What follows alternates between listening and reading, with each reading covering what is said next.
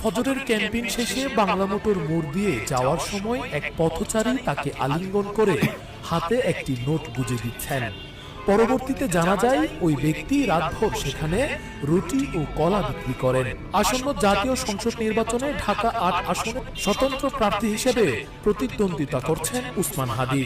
সামাজিক যোগাযোগ মাধ্যমে প্রকাশিত তার ১৭ সেকেন্ডের একটি ভিডিও ভাইরাল হয়, যার ক্যাপশনে তিনি লিখেছেন, ফজরের ক্যাম্পেইন শেষে আমরা বাংলা মোটর দিয়ে যাচ্ছি।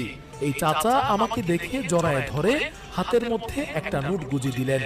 উনি এখানে সারা রাত রুটি কলা বিক্রি করেন। ভাবলাম ১০০ টাকার নোট হবে, না নিলে তিনি কষ্ট পাবেন ভেবে নিলাম। খুলে দেখি ১০০০ টাকার নোট। আমি কোনোভাবেই তা নিতে চাইলাম না। বললাম আমি আপনার পকেট থেকে ১০০ টাকা নেই, কিন্তু তিনি কোনোভাবেই আর সেই সুযোগ দিলেন না। রক্ত পানি করা পয়সায় মানুষ আমাদেরকে ভালোবাসে, শুধু দেশটাকে একটু